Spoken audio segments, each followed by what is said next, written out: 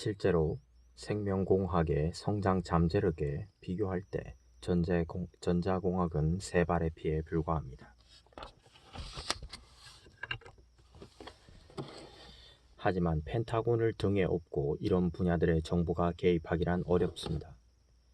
정부가 러시아가 아직 건재하더라도 옛날처럼 노골적으로 그렇게 할 수는 없을 것입니다. 게다가 무엇을 해야만 하는가에 대한 문제에서도 두 정당의 입장이 다릅니다. 민주당에 비해 광적인 이데올로기에 사로잡힌 레이건, 부시의 공화당은 이 문제를 감추는 데 급급합니다. 따라서 상당히 독선적인 편입니다. 반면에 클린턴의 민주당은 이 문제에 상대적으로 정직한 편입니다. 그래서 클린턴이 관련 기업들을 대대적으로 지원하는 것입니다. 이제 인프라 구조, 즉 인적 자본이란 문제를 생각해 볼까요? 국민에게 생동감을 주고 충분한 교육을 받도록 해줘야 한다는 원칙을 달리 표현한 말입니다. 인프라 구조, 인적 자본. 요즘 들어 기업계는 이 원칙에 소홀했다는 사실을 절감하고 있을 것입니다. 예를 들어 월스트리트 저널은 10년 동안 레이건의 광기를 가장 열렬하게 옹호한 언론이었습니다. 하지만 최근에 그들은 그 결과에 탄식하고 있다는 기사를 연이어 내보내고 있습니다. 물론 그들이 그런 결과를 초래하는데 한 몫을 했다는 사실까지는 인정하지 않지만 그들은 캘리포니아의 교육 시스템이 붕괴되었다는 기사를 큼직하게 내보내며 그 때문에 우려를 금치 못한다고 덧붙였습니다. 샌디에이고 지역의 기업가들은 캘리포니아의 교육 시스템, 즉 공공보조금에 크게 의존하고 있습니다. 그들에게 숙련된 노동자, 중간관리자, 응용 연구 등을 제공해 주니까요.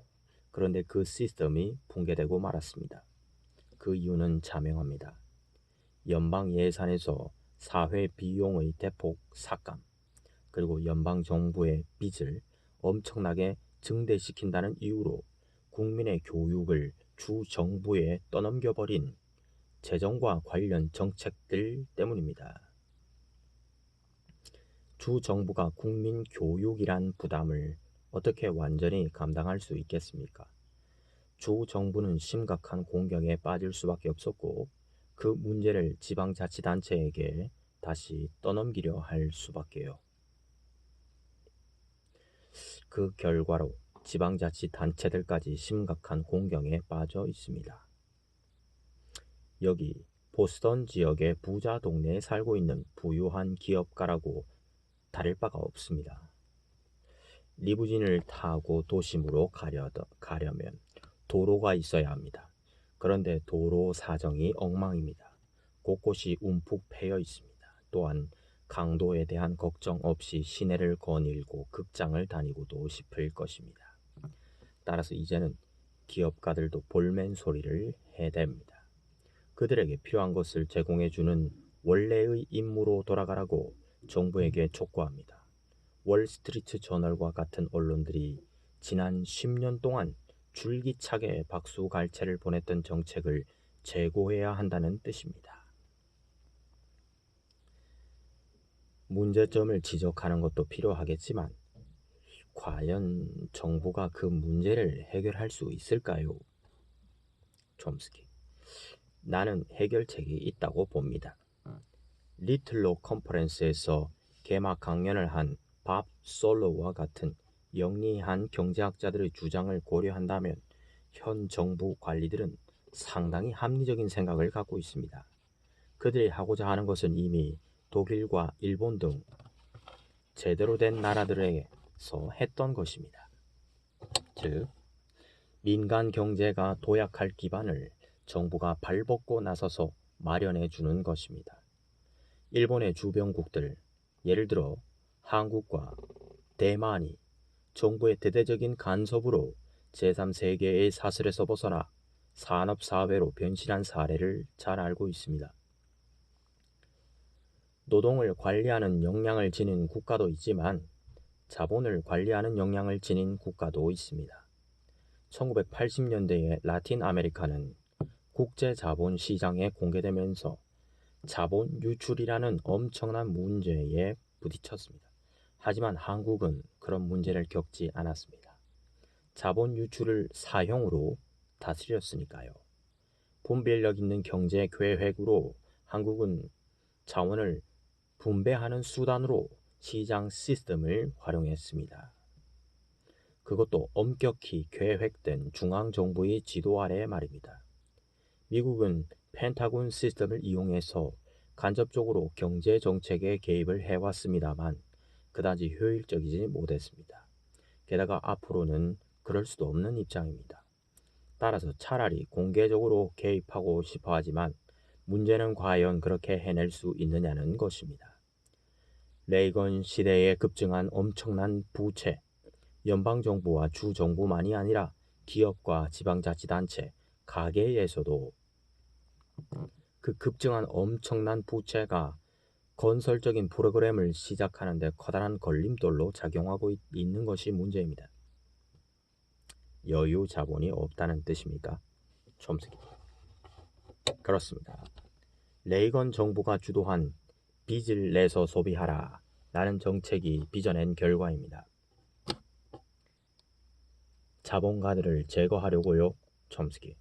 약 10년 전 데이비드 스토크만 레이건 정부 초기에 행정관리로 예산국 국장을 역임했다. 스토크먼이 쫓겨난 때를 기억해 볼까요? 스토크먼은 경제 전문지 기자인 윌리엄 크라이더와 여러 번 인터뷰를 했습니다. 그때마다 스토크먼은 그런 정책이 사회 지출을 늘릴 뿐이라고 지적했습니다. 그것도 빚으로요. 물론 부자들을 지원하는 정책은 언제나 다양했습니다. 하지만 그들은 어린 자식을 둔 어머니에게는 도움을 주지 않았습니다. 젖을 달라고 떼를 쓰는 기업가들만 지원했을 뿐입니다. 말이 나온 김에 솔직히 말하면 빚 자체는 그렇게 큰 문제가 아닐 수 있습니다. 우리는 과거보다 더 큰 빚을 지고 있습니다. 빚의 액수가 아니라 GNP, 국민 총생산에 비례해서 말입니다. 빚의 정확한 액수는 통계적 수치에 불과합니다. 계산하는 방법에 따라서 얼마든지 달라질 수 있습니다. 어떤 식으로 계산하든지 간에 빚의 액수는 우리가 감당하지 못할 수준은 아닙니다. 그럼 문제가 무엇이겠습니까? 그 빚으로 무엇을 했냐는 것입니다. 지난 10년 동안 진 빚이 건설적인 목적에 사용되었다면, 다시 말해서 투자나 인프라의 구축에 사용되었더라면 우리는 지금보다 훨씬 여유롭게 살고 있을 것입니다. 하지만 그 빚은 부자들을 더 부자로 만들어주는 데 사용되었습니다. 즉 소비, 엄청난 수입에 따른 무역 적자를 메워야 했습니다. 금융 조작과 투기에 사용되었습니다. 이 모든 것이 경제에 치명적 타격을 입혔습니다. 다른 문제도 있습니다. 문화와 이데올로기에 관련된 문제입니다. 지난 정부는 선전 도구를 이용해서 이런 진실을 은폐했습니다. 정부가 적극적으로 개입해서 사회보장 제도를 구축한 나라들이 많습니다. 그런데 우리는 지독한 개인주의자가 되고 말았습니다. IBM은 정부에서 어떤 지원도 받지 못하고 있습니다. 그런데 실제로는 많은 지원을 받고 있습니다. 하지만 펜타곤을 통한 지원일 뿐입니다. 또한 선전은 세금 제도와 관료들에 대한 히스테리를 자극했습니다. 상대적인 기준으로 볼 때 우리가 세금을 적게 내고 노동자와 소비자의 이익을 보호하고자 기업의 이윤을 최소화시키려고 노력하는 관료들이 많은데도 말입니다. 결국 공공보조금을 기업에 집중적으로 지원하며 잘난 체 하는 관료들이 훌륭한 관료인 셈입니다. 선전이 없다면 국민은 상대적으로 뚜렷한 개성을 보이면서 반체제적으로 변하기 십상입니다. 그래서 명령을 잘 따르지 않아 국가의 산업정책을 국민에게 팔기가 쉽지 않습니다. 이런 문화적 요인들은 상당히 중요합니다. 유럽에는 일종의 사회 계약이 있습니다. 요즘 들어 이런 분위기가 쇠퇴하고 있지만 강력한 노동조합과 조직화된 노동력이 그런 사회 계약을 강요하면서 기업계의 힘이 상대적으로 약한 편입니다. 사실 역사적인 이유로 유럽에서는 미국에서처럼 기업계가 막강한 힘을 휘두르지 못합니다. 유럽의 정부들도 개인 기업의 욕구 충족을 최우선시하고 있지만 나머지 국민들을 위한 안전망을 구축하는 데 소홀하지 않았습니다. 따라서 건강보험이 보편적으로 실시되고 합리적인 사회보장책이 마련되어 있습니다. 그런데 우리에게는 그런 것이 없습니다. 유럽처럼 조직화된 노동력을 갖추지 못하고 계급의식이 강한 기업계가 막강한 힘을 휘두르는 현실도 한 원인이라 할 수 있습니다. 일본은 유럽에 버금가는 결과를 아주 훌륭하게 이뤄냈습니다. 만 권위주의적인 문화가 큰 몫을 했습니다. 일본 국민은 명령받은 대로 해냅니다. 따라서 소비를 줄이고 열심히 일하라고 말하면 그만입니다. 실제로 일본 국민은 재산 규모에 비해서 아주 검소하게 살고 있습니다. 그런데 미국에서는 그렇게 하기가 쉽지 않습니다. 현 경제 상황이 계속된다면 좌파와 진보 진영이 구체적인 대안을 내세우며 약진할 수 있는 절호의 기회인 듯합니다. 하지만 좌파는 내분으로 깊은 수렁에 빠져 있는 듯하며 때로는 반동적인 작태까지 보입니다. 결코 상황에 능동적으로 대처하는 모습이 아닙니다. 촘스키. 정확한 정체가 무엇이든지 간에 평화운동과 사회정의운동에 동참하는 사람을 좌파라고 한다면 그런 세력이 지난 몇 년 동안 확대된 것은 사실입니다. 또한 전문화되는 경향도 뚜렷합니다. 달리 말해 그들은 특정한 문제에 힘을 집중해서 일정한 성과를 거두고 있습니다. 하지만 폭넓은 비전이나 제도적인 조직을 갖춘 좌파는 그리 많지 않습니다. 노동조합이 근본에서 사라진 것이나 마찬가지이기 때문에 좌파가 노동조합을 중심으로 뭉칠 수도 없습니다. 나름대로 조직을 갖춘 좌파라면 대개가 교회와 같은 단체들입니다. 실질적인 역할을 하는 좌파 지식인 계급도 없습니다. 무엇을 해야만 하고 심지어 무엇을 말해야 하는지에 대해서도 분명히 말해주는 지식인이 없습니다. 지난 수십 년 동안의 계급투쟁으로 민중의 조직이 약화되었을 뿐입니다. 민중이 뿔뿔이 흩어지고 말았습니다. 우리가 당면하고 있는 정책의 문제는 결코 간단히 해결될 수 있는 문제가 아닙니다. 물론 개혁이라는 말은 언제나 멋지게 들립니다. 굶는 아이들에게 더 많은 돈을 투자한다는 것도 멋진 일입니다. 하지만 당신과 내가 국가를 운영한다면 직면하지 않을 수 없는 객관적이고 실질적인 문제들이 있습니다. 그런 문제 중 하나를 언젠가 월스트리트 저널이 톱 기사로 클린턴 행정부에서 지적한 바 있습니다. 행정부가 사회보장 프로그램에 대대적으로 투자한다면 결국 그들의 구호를 진지하게 실천에 옮긴다면 세상이 어떻게 바뀔 수 있는가를 따져본 기사였습니다. 물론 그럴 가능성이야 없겠지만 누구나 그런 재밌는 생각을 해볼 수 있어야 하지 않을까요? 미국은 국제금융계에 많은 빚을 지고 있어 금융계가 미국 정책을 좌지우지한다고 말할 수 있습니다. 미국에서 어떤 일이 일어난다면 예컨대 노동자의 임금이 대폭 상승해서 공채 소유자들의 단기 차익이 감소한다면 그들은 곧바로 미국 공채 시장에서 철수하기 시작할 것입니다. 그럼 이자율이 상승할 것이고 그 결과로 경제가 침체되고 적자는 더욱 불어날 것입니다. 월스트리트 저널의 지적에 따르면 공채의 수급에서 조그만 변화가 있어도 200억 달러를 쏟아 붓겠다는 클린턴의 프로그램은 정부의 200억 달러의 빚을 추가로 안겨주는 악몽으로 돌변할 수 있습니다. 따라서 미국처럼 부유한 강대국, 아니 세상에서 가장 부자이고 가장 강력한 힘을 지닌 국가인 미국조차도 국내외의 부자들에게 발목이 잡혀 사회보장 정책을 마음대로 시행할 수 없습니다. 바로 이런 문제를 화급히 다루어야 합니다. 혁명적 변화가 필요하다는 뜻이기도 하죠. 물론 이런 문제를 두고 많은 토론이 있었고 지금도 계속되고 있습니다. 그런데 어떤 토론에서나 투자자에게 미래에 일어날 일을 결정할 권리가 있다고 전제합니다. 따라서 우리는 가능한 한 투자자들의 구미를 당길 수 있게 일을 꾸며야 합니다. 하지만 투자자들이 미래에 일어날 일을 결정할 권리를 갖는 한 혁명적인 변화는 기대할 수 없습니다.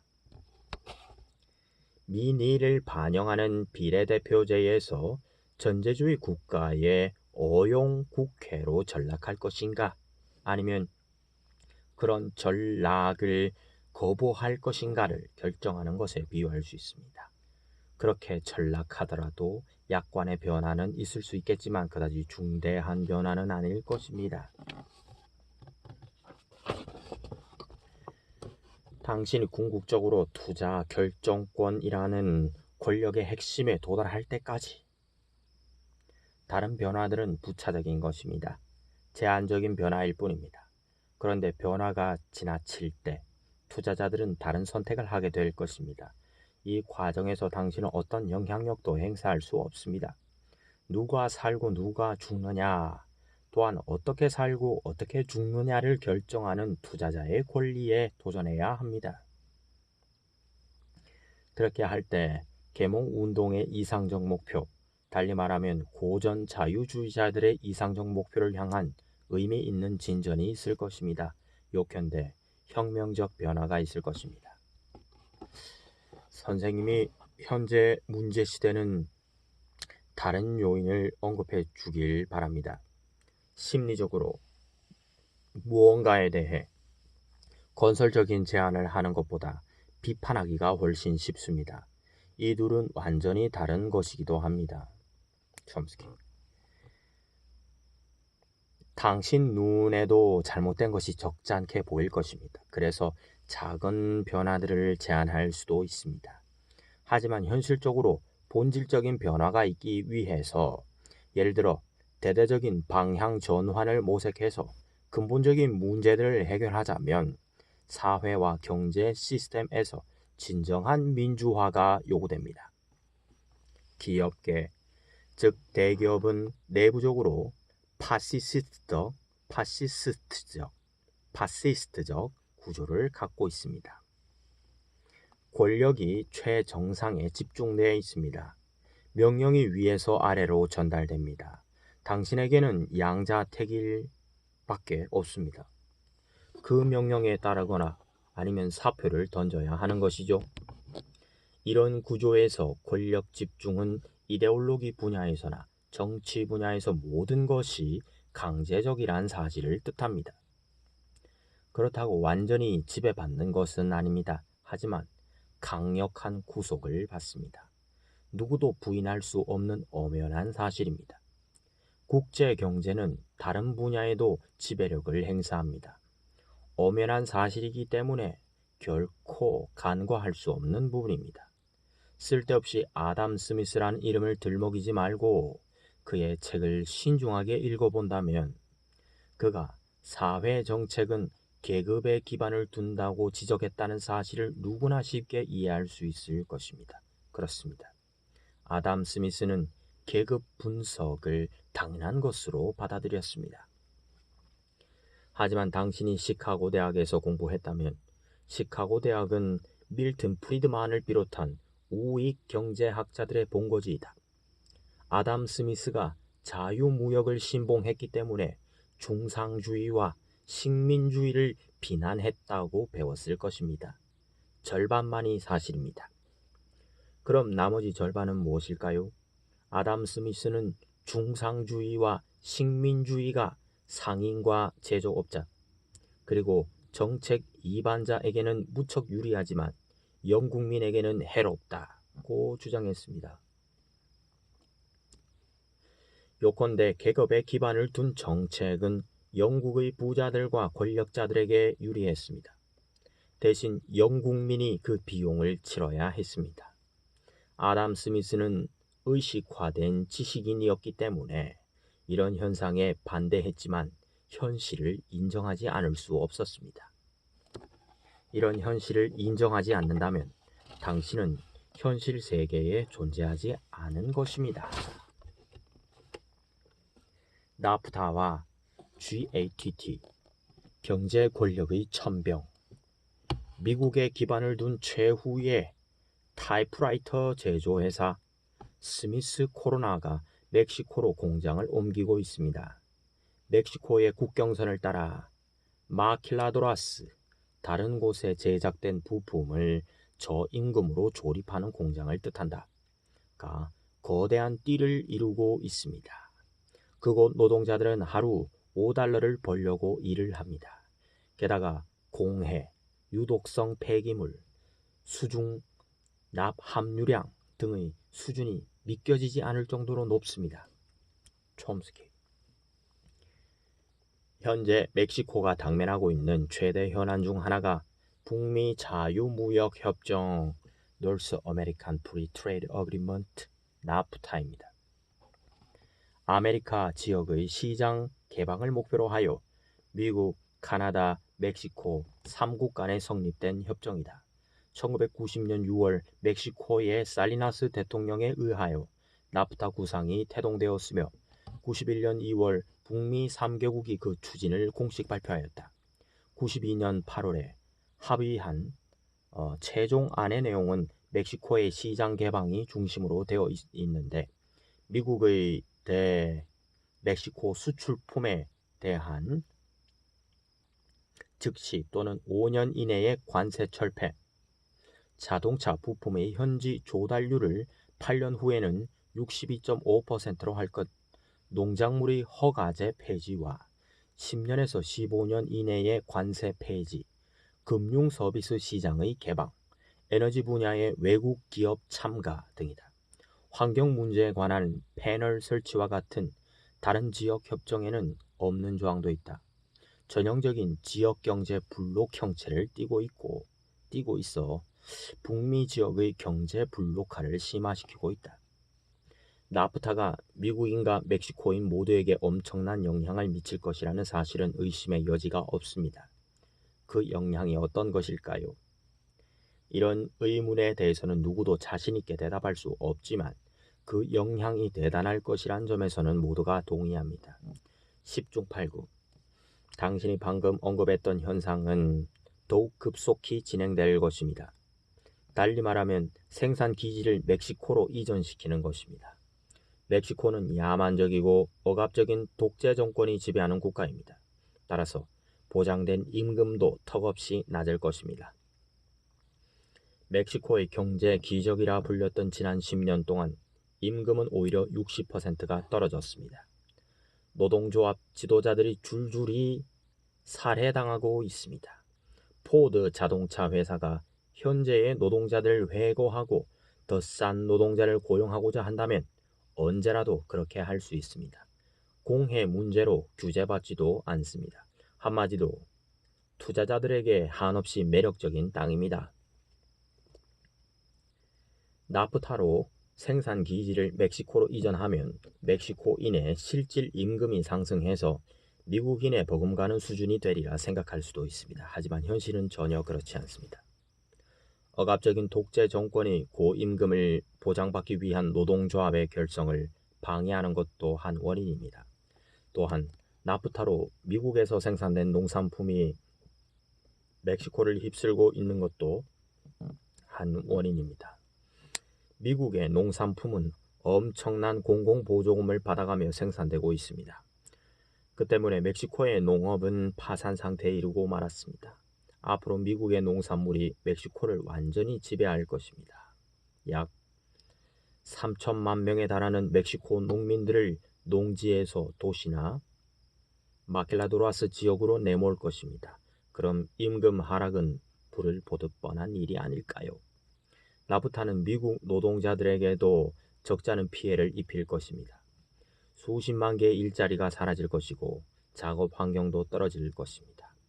흑인과 라틴계 노동자가 최대의 피해자가 될 것입니다. 하지만 미국의 투자자들 그리고 그들과 손을 잡은 멕시코의 부자들에게는 그야말로 노다지를 만난 기분일 것입니다.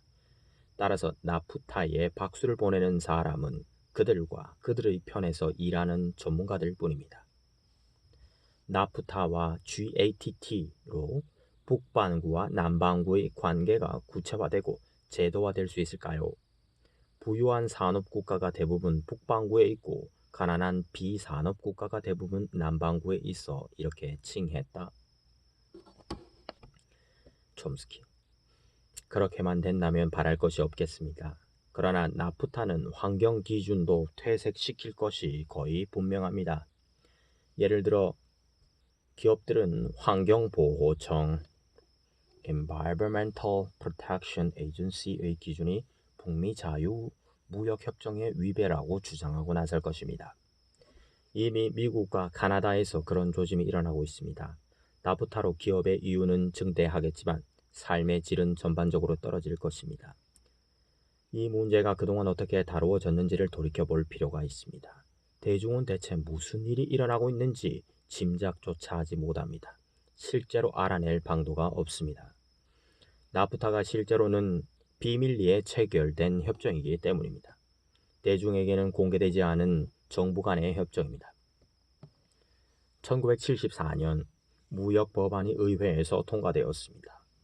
그 법안의 한 조항에 따르면 노동조합에 기반을 둔 노동자 자문위원회 라보르 어드비저니 커미티는 무역에 관련된 모든 사항에 대한 정보와 분석을 확보할 수 있었습니다. 따라서 그 위원회는 대통령이 서명한 정부 간 협정이었던 나프타에 대해서 보고서를 제출해야만 했습니다. 그런데 노동자문위원회는 1992년 8월 중순에야 보고서 마감 시한에 1992년 9월 9일이라는 사실을 통보받았습니다. 하지만 보고서 마감 시한 전날, 즉 24시간 전에야 협정의 전문을 전달받았습니다. 달리 말해 노동자문위원회는 위원들을 소집할 수조차 없었습니다. 협정의 전문을 꼼꼼하게 분석해서 마감 시한 전에 신중한 보고서를 작성할 여유가 없었던 것입니다. 그들은 보수적인 노동 지도자들이었습니다. 정부를 매섭게 비판할 사람들이 아니었습니다. 하지만 그들은 매우 신랄한 보고서를 제출했습니다. 그들은 우리에게는 최소한의 시간이 주어졌지만 우리는 성심성의껏 그 협정의 전문을 분석했습니다. 우리가 보기에 나프타가 투자자들에게는 엄청난 혜택을 안겨주겠지만 노동자와 환경, 특히 멕시코인에게는 재앙이 될 것처럼 보였습니다. 라고 말했습니다. 위원회의 지적에 따르면 나프타의 옹호자들은 나프타가 미국 노동자, 특히 미숙련 노동자에게 큰 피해를 주지 않을 것이라 주장했지만 그들의 정의에 따르면 미숙련 노동자가 전체 노동 인구의 70%를 차지했습니다. 또한 재산권은 전 지역에서 보호받는 반면에 노동자의 권리는 거의 언급되지 않았다고 지적했습니다. 게다가 노동자문위원회는 충분한 시간을 두고 완전한 전문을 위원회에 전달하지 않은 작태는 민주주의에 대한 철저한 모욕이라는 비난도 서슴지 않았습니다. GATT도 마찬가지입니다. 전문가가 아니면 GATT가 무엇인지 제대로 아는 사람이 없습니다. 게다가 GATT의 파괴적인 영향은 나프타에 비할 바가 아닙니다. 이 협상에서 가장 고심하면서 다루었던 문제 중 하나가 지적재산권입니다. 달리 말해 특허권의 보호입니다. 예를 들어 소프트웨어나 음반 같은 것을 보호하겠다는 뜻입니다. 미래의 테크놀로지를 다국적 기업의 손에 영원히 쥐어주겠다는 뜻입니다. 미래의 테크놀로지를 다국적 기업의 손에 영원히 쥐어주겠다는 뜻입니다. 결국 세계 정부가 다국적 기업의 이익을 위해 앞장서고 있는 셈입니다.